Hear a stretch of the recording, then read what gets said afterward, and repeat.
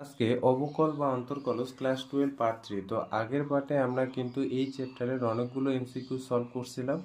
তো শুরু করার আগে একটা জিনিস বলি তোমাদের, সেই অঙ্কগুলোই আমি সলভ করাচ্ছি তোমাদের, যেগুলো পরীক্ষায় আসার মতো এবং একটু কঠিন টাইপের, ঠিক আছে, একটু কঠিন টাইপের। আর যেগুলো বাদ দিচ্ছি সেগুলো কিন্তু বাড়িতে তোমাদের পারা উচিত। হ্যাঁ, তো দেখো যে 75 নম্বর অঙ্কটা আজকে প্রথম অঙ্ক।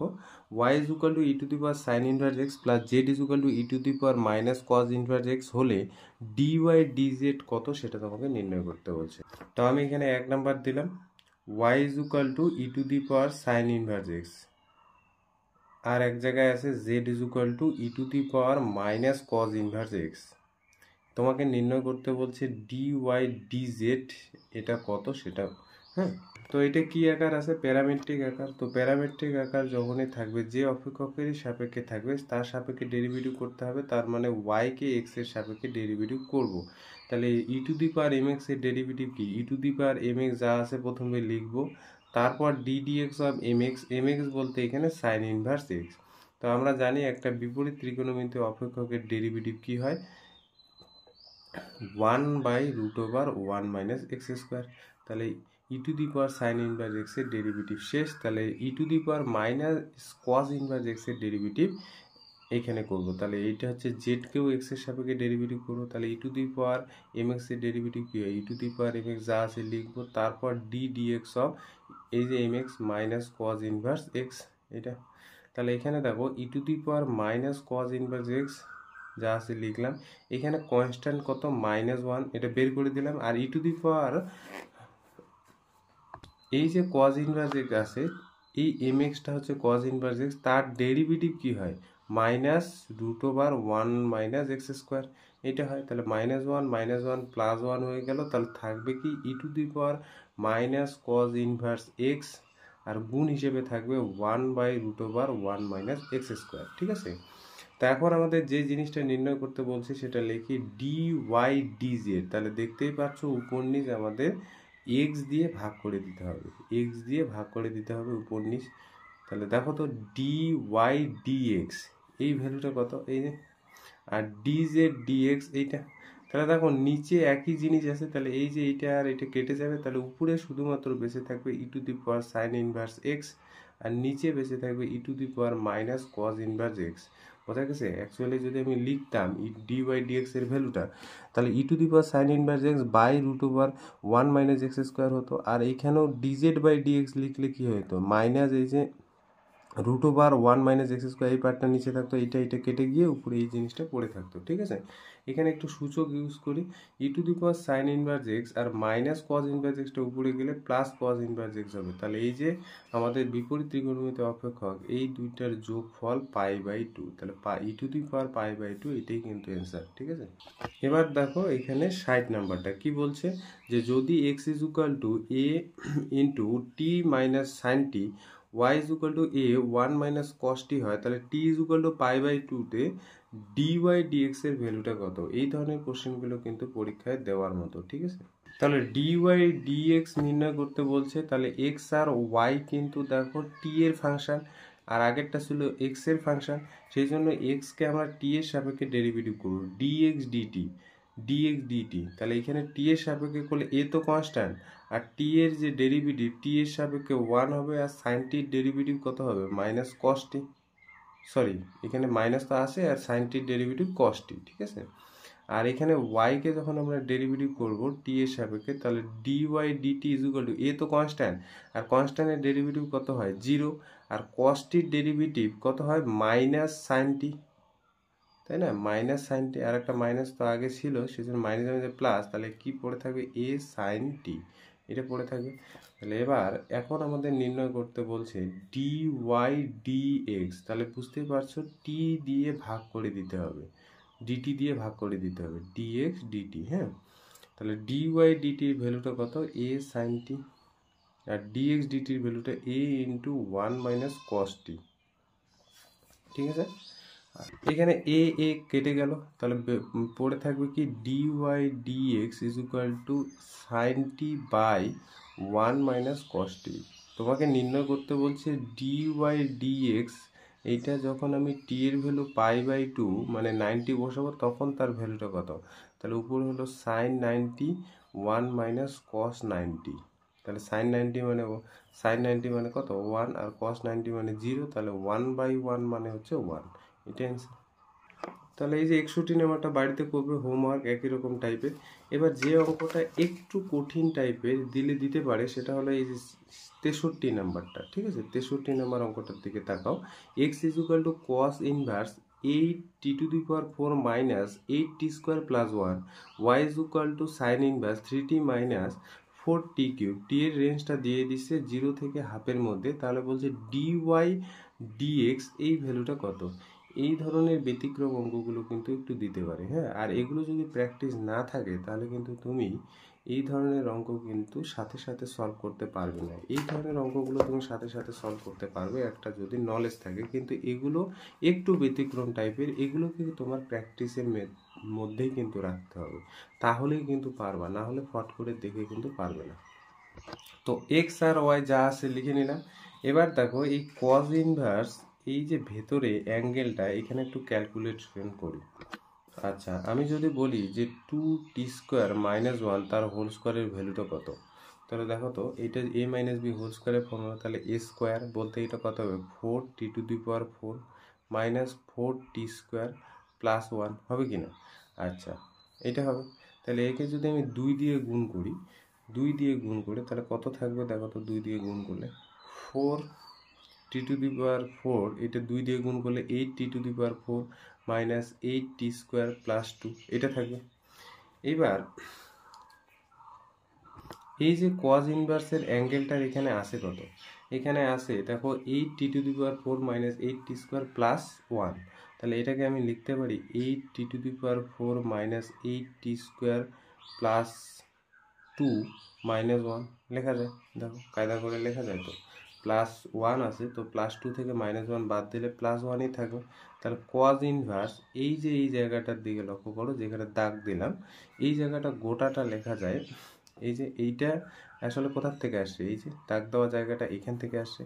আবার এই জায়গাটার সাথে যদি আমি 2 গুণ করি তার মানে 2 ইন্টু 2t² মাইনাস 1 তার হোল স্কোয়ার, এই গোটা পার্টটা হয়ে গেল একটা মাইনাস 1 বাইরে পড়ে থাকলো। দেখো তুমি ক্যালকুলেশন করে আগের লাইনটা পড়ে থাকবে এই দাগটা আসছে কোথার থেকে, এই 2 দিয়ে গুণ করার পর, ঠিক আছে? এই জায়গাটা একটু ক্যালকুলেশন, এই জন্য বললাম এটা প্র্যাকটিসের মধ্যে রাখতে হবে। এইবার যে কাজটা করতে হবে সেটা হলো পুট করতে হবে, এখানে টি কে পুট করতে হবে। টি আমি পুট করলাম ধরে নাও cos থিটা। এবার টি যদি cos থিটা পুট করি তাহলে থিটা কত হবে cos ইনভার্স টি, cos ইনভার্স টি। তাহলে দেখো তো এই এক্সটার আকারটা কি দাঁড়াচ্ছে, cos ইনভার্স 2 ইন্টু 2t² বলতে কত হবে cos স্কোয়ার থিটা মাইনাস 1 তার হোল স্কোয়ার মাইনাস 1, এটা পড়ে থাকবে। এবার cos ইনভার্স যা আছে লিখলাম 2 into 2 cos square theta minus 1, এটা অ্যাকচুয়ালি cos 2 থিটা ফর্মুলা, তার হোল স্কোয়ার মাইনাস 1, তাই না? cos 2 থিটা মানেই হচ্ছে এইটা 2 cos স্কোয়ার থিটা মাইনাস 1 তার হোল স্কোয়ার। এবার cos ইনভার্স তাহলে 2, এখানে দেখো cos স্কোয়ার তাহলে কত হবে 2 cos স্কোয়ার 2 থিটা মাইনাস 1, এই 2 cos স্কোয়ার 2 থিটাকে আবার লেখা যায় cos inverse cos 4 theta, 4 theta লেখা যাবে 2 cos স্কোয়ার 2 থিটা মাইনাস 1 কে লেখা যাবে cos 4 থিটা। cos ইনভার্স কেটে গেল, তাহলে 4 থিটা থাকলো, তাহলে x is equal two 4 theta. তাহলে আমরা কিন্তু x কে t এর সাপেক্ষে কিন্তু ডেরিভেটিভ করব, কারণ দেখো ফাংশনটা t এ, সেই জন্য কিন্তু থিটা আমরা এখানে রাখবো না। তো আমরা থিটাকে লিখতে পারি এই যে cos ইনভার্স t। তাহলে এবার আমরা t এর সাপেক্ষে x কে ডেরিভেটিভ করি dx dt, তাহলে কত হবে 4 ইন্টু এই cos ইনভার্সের ডেরিভেটিভ কত হয়, cos ইনভার্সের ডেরিভেটিভ হবে মাইনাস 1 বাই হচ্ছে 1 মাইনাস t², তার মানে কি পেলাম -4 বাই √1 মাইনাস t²। এইটা হলো dx dt এর ভ্যালুটা, ঠিক আছে? এটা হলো dx dt এর ভ্যালু।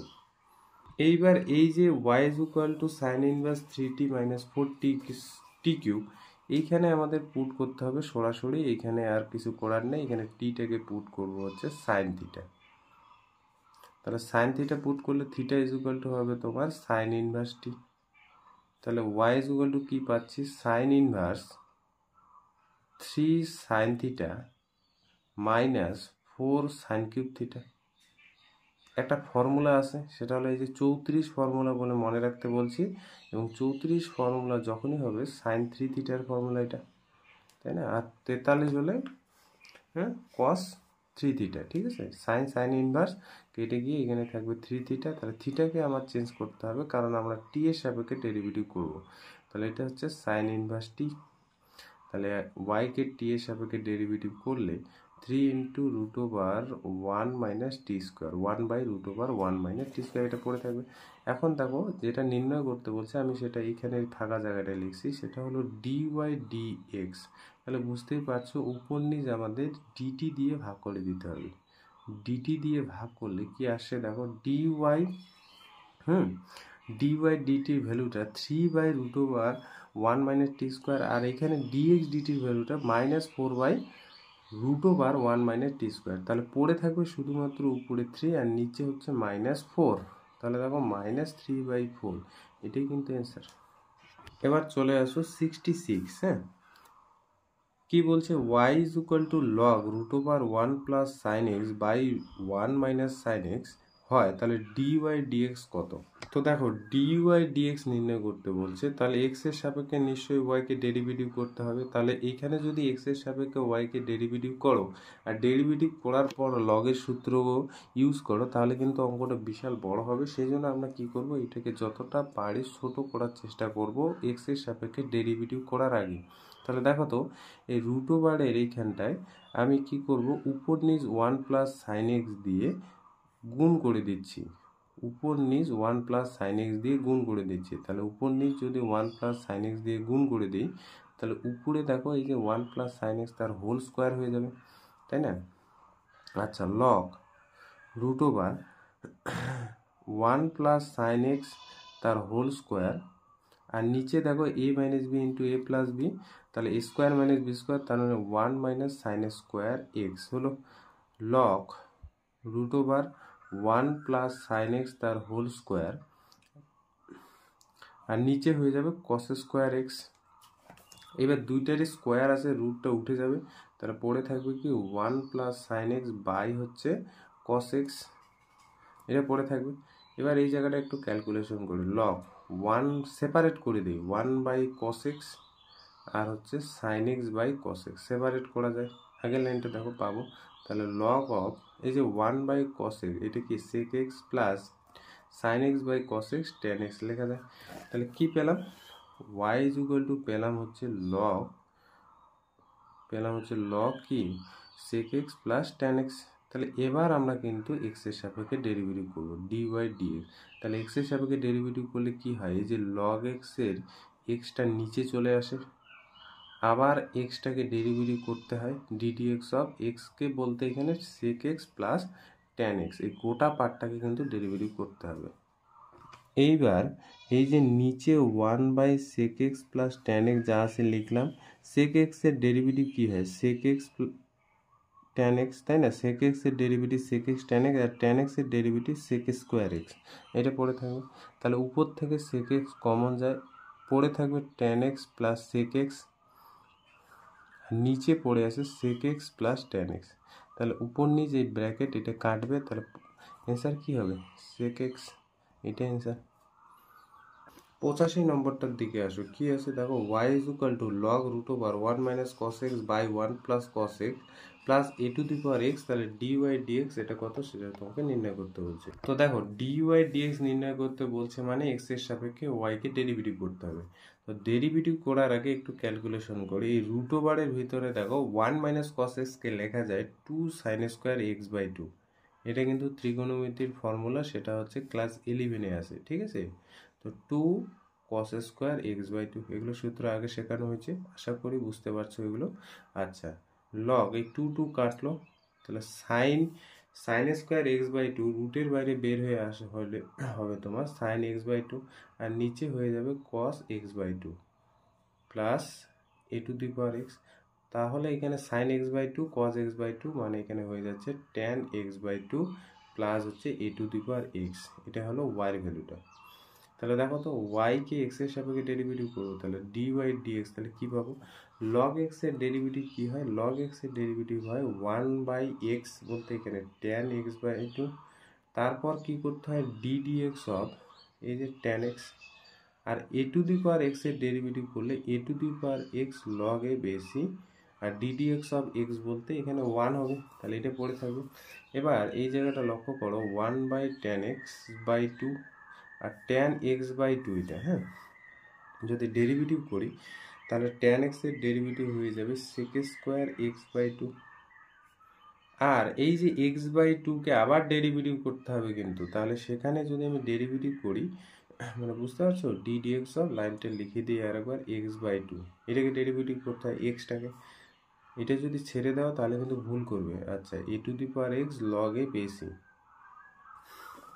এইবার এই যে দেখো tan x/2 কে লেখা যায় কি sin x/2 cos x/2, তাহলে sin x/2 cos x/2 টা কি উপরে যাবে cos x/2, আর এই sec² x/2 কে লেখা যায় 1/cos² x/2, আর এইখানে দেখো কনস্ট্যান্ট হলো হাফ আর x কে ডেরিভেটিভ করলে কত 1, তাহলে এটা পড়ে থাকবে a to the power x log a বেশি। আচ্ছা এখানে cos স্কোয়ার এর x/2 থেকে এখানে একটা cos x/2 কাটবে, তাহলে নিচে পড়ে থাকবে কি এই যে 2টা কিন্তু নিচে আছে 2 sin x/2 cos x/2, আর উপরে হলো 1, তাহলে a to the power x log a বেশি, ঠিক আছে। আর নিচে একটা ফর্মুলা ইউজ হয়েছে দেখো sin 2 এর ফর্মুলা, তার মানে sin 2 এর ফর্মুলা এখানে ইউজ হলে sin x হবে plus a to the power x log a বেশি। আচ্ছা 1/sin x বলে কোনো অপশন নেই, তাহলে 1/sin x কে আমরা cosec x লিখতে পারি, তাহলে cosec x plus a to the power x log a বেশি, ঠিক আছে। এইবার হচ্ছে 92, এই কোশ্চেনটা দেখো কি বলছে y is equal to tan x তার পাওয়ার tan x তার পাওয়ার হোল পাওয়ার বলছে tan x, তাহলে x is equal to π/4 A dy dx এর মানটা তোমাকে নির্ণয় করতে বলছে। তাহলে y যেটা আছে লিখে নিলাম, আমরা একটা ফর্মুলা জানি x এর পাওয়ার m তার পাওয়ার যদি n হয় তাহলে x এর পাওয়ার m আর n কি হয়ে যায় গুণ হয়ে যায়, তাহলে সেই কনসেপ্টটাকে এখানে কাজে লাগাবো।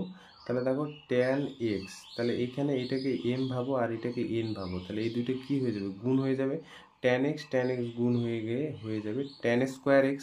এবার ভেরিয়েবলের উপর ভেরিয়েবল যখন ফাংশন আসবে তখন তোমাদের বলছিলাম যে লগ নিতে হবে উভয় দিকে লগ, তাহলে লগ অফ এখানে হয়ে যাবে tan x তার পাওয়ার হয়ে যাবে tan স্কোয়ার x, তাহলে একটা আমরা ফর্মুলা জানি লগ m এর পাওয়ার n, তাহলে nটা কি হবে সামনে চলে আসে, nটা সামনে চলে আসবে, তাহলে সেই কনসেপ্টটা এখানে ইউজ করে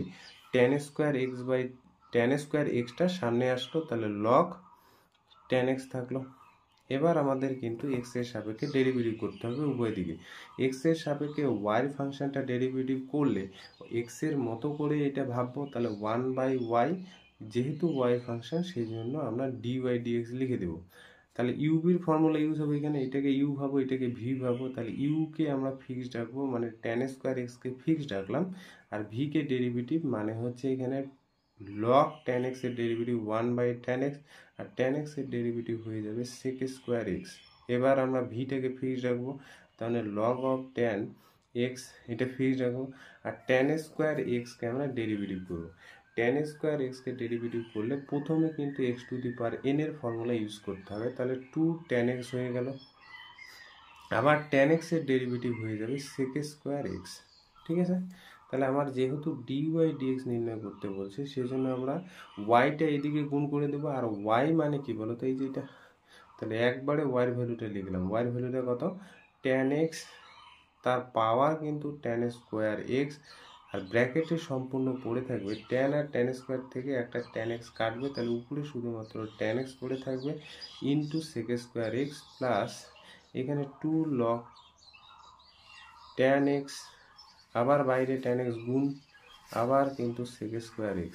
আচ্ছা এই সেটটা দেখা যাচ্ছে না, হ্যাঁ আমাকে কি বের করতে বলছে dy dx π/4, মানে x এর ভ্যালু যদি 45 ডিগ্রি বসাও, একবারে ব্যাপারটা বোঝার চেষ্টা করবে, tan 45 ডিগ্রির ভ্যালু কত 1, তার পাওয়ার হচ্ছে tan স্কোয়ার x, x এর ভ্যালু 45 ডিগ্রি বসালে তাহলে 1 এর পাওয়ার 1 মানে একই হবে তাই না, সে এইখানে দেখো ট্যান 45 ডিগ্রি ভ্যালু কত 1 আর সেক স্কোয়ার 45 ডিগ্রি, তার মানে হচ্ছে 2, কারণ সেক কস 45 ডিগ্রি ভ্যালু হচ্ছে 1/√2, √2 এর স্কোয়ার মানে 2, তাহলে সেক কসটা উল্টে গেল, প্লাস এখানে কি হবে 2 লগ এখানে দেখো তো ট্যান 45 ডিগ্রি ভ্যালু কত 1 আর log 1 মানে 0, তাহলে এই ভ্যালুটা হয়ে গেল 0 সাথে তুমি যেই ভ্যালু গুণ করো 0 হবে, তাহলে পরের পার্টটা 0, তাহলে পড়ে থাকবে অ্যান্সার 2।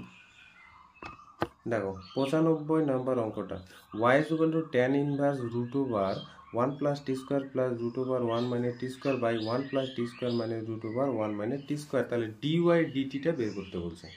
তাহলে y যেটা আছে প্রদত্ত লিখে নিলাম, আর তোমাকে dy dt নির্ণয় করতে বলছে, তার মানে বুঝতে পারছো y কে t এর সাপেক্ষে ডেরিভেটিভ করতে বলছে। আর এখানে যদি তুমি সোজা সাপটা সূত্রটা ইউজ করো তাহলে কিন্তু এই tan ইনভার্স x সেটা সূত্র বসায় করলে আর পারবা না, তাহলে সেটার কাজ কি, আমাদের এই ধরনের অঙ্কগুলো একটু প্র্যাকটিসের মধ্যে রাখতে হবে। টি স্কোয়ারকে পুট করবা, টি স্কোয়ারকে পুট করলাম হচ্ছে cos 2 থিটা, তুমি থিটাও পুট করে করতে পারো, আমি পুট করলাম cos 2 থিটা, ঠিক আছে। তাহলে এখানে দেখো তো এই যে 2 থিটার ভ্যালুটা কত বের হবে, cos ইনভার্স টি স্কোয়ার, তাই না, cos ইনভার্স টি স্কোয়ার, এই জায়গাটা একটু লিখে রাখলাম। তাহলে y = কি পাবো, tan ইনভার্স, যেখানে যেখানে টি স্কোয়ার দেখবো সেখানে সেখানে কত বসায় দেবো cos 2 থিটা, তাহলে √1 প্লাস টি স্কোয়ারের জায়গায় কিন্তু cos 2 থিটা, হ্যাঁ, plus √1 minus cos 2 theta by √1 plus cos 2 theta minus √1 minus cos 2 theta, put করে দিলাম। এইবার ভালো করে বুঝবে, ট্যান ইনভার্স এই জায়গাটা দেখো √1 এর ভিতরে 1 প্লাস cos 2 থিটা মানে লেখা যায় 2 cos স্কোয়ার থিটা, প্লাস এইখানে লেখা যাবে 2 sin square theta by √1 plus cos 2 থিটাকে লেখা যাবে 2 cos স্কোয়ার থিটা, ফর্মুলা এগুলো minus 2 sin square theta, formula বসাই দিলাম এগুলো। এবার এই যে প্রত্যেকটা দেখো এখানে √2 আছে, এখানে √2, এখানে √2, এখানে √2, তাহলে √2 উপর নিচে আছে কেটে যাবে, তাহলে উপরে শুধুমাত্র পড়ে থাকবে কি ব্র্যাকেটের ভিতরে cos theta plus sin theta, আর এইখানে পড়ে থাকবে হচ্ছে cos theta minus sin theta. এবার আমাদের কাজ হবে cos থিটা দিয়ে ভাগ করা উপর নিচ, তাহলে tan ইনভার্স cos থিটা দিয়ে যদি উপর নিচ ভাগ করো তাহলে এখানে পড়ে থাকবে 1 প্লাস এখানে tan theta 1 minus tan theta, এটা পড়ে থাকবে। তাহলে এই যে ব্র্যাকেটের ভিতর এটা আসলো, এটা কোন ফর্মুলা, tan π/4 প্লাস থিটা, এটার ফর্মুলা। এবার tan ইনভার্স কেটে গিয়ে পড়ে থাকলো হচ্ছে π/4 প্লাস থিটা। এবার থিটার ভ্যালুটা বের করতে হবে, তাহলে থিটা 2 থিটার ভ্যালু জানি, থিটা ইজ ইকুয়াল টু কি হাফ cos ইনভার্স টি স্কোয়ার, তাহলে এখানে থিটার এখানে পুট করতে হবে হাফ cos ইনভার্স টি স্কোয়ার, ঠিক আছে।